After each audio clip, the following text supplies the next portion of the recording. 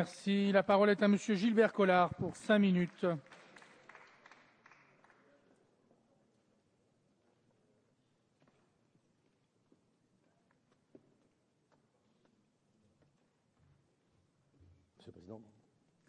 Monsieur le Président, Madame la Ministre, mes chers collègues, j'oserais dire que ce n'est pas la justice qui a été abandonnée, mais que ce sont les justiciables.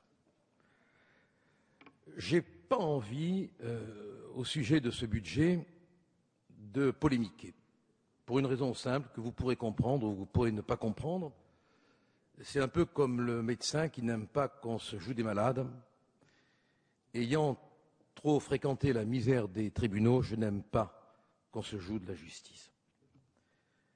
Je sais qu'une justice de pauvres fait des pauvres de justice. Et malheureusement, depuis des années, de longues années, notre justice a été abandonnée. L'affaire d'Outreau a été un exemple retentissant, mais que d'affaires discrètes où il y a autant de souffrance que dans l'affaire d'Outreau et qu'on ne voit pas. Il y a de nombreux problèmes qui sont posés par ce budget.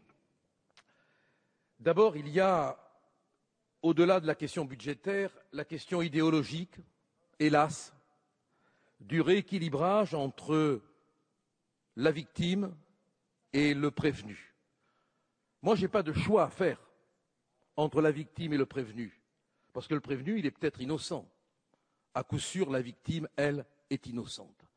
Mais quand je lis votre circulaire, Madame, je ne peux pas m'empêcher de dire qu'il y a un préjugé, pour ne pas dire un présupposé politique, qui vous renvoie, et c'est charmant, et c'est poétique, à l'époque où Victor Hugo créait Jean Valjean. C'est loin. Depuis, la délinquance a horriblement évolué et tous les criminologues, à commencer par Sutherland et bien d'autres, nous crient, mais on n'entend pas, qu'une nouvelle génération de délinquants et de criminels a surgi du fond de nos échecs, de nos abandons. Oui, de nos échecs et de nos abandons, et si ça vous fait glousser, c'est tant mieux. Quand j'entends parler du tout carcéral, j'ai envie d'inscrire cette phrase dans le dictionnaire de la langue de bois qui fait le cercueil des démocraties. Ça veut dire quoi, le tout carcéral?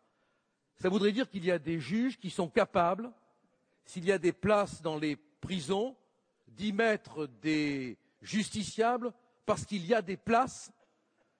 Il serait temps quand même de considérer que tout carcéral ou tout par carcéral, c'est le juge qui décide.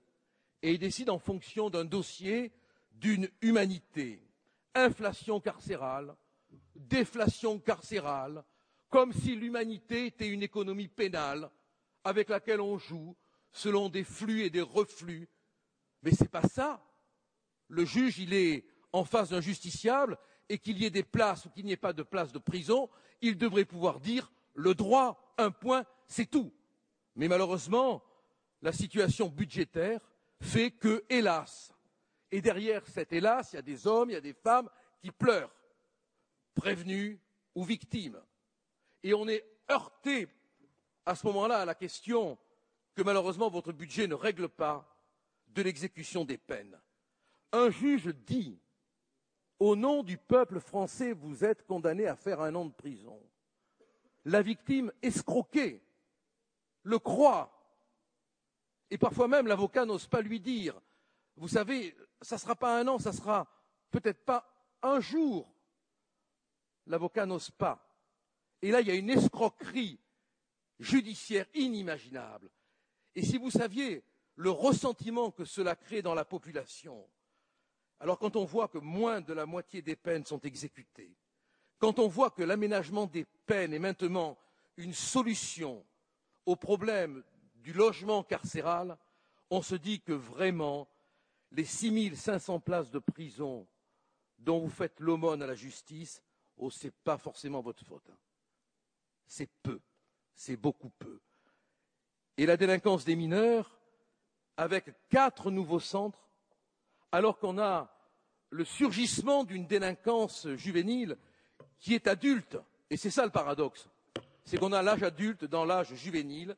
Et pour respecter le temps qui m'est imparti, parce que je suis respectueux de l'ordre, je vais conclure en vous disant, Madame, que si les avocats et les juges portent la robe noire, c'est parce qu'ils sont en deuil des illusions humaines, disait-on dans le colonel Chabert, ce n'est pas de moi. Je crains qu'avec vous, ils soient dans le deuil des illusions budgétaires.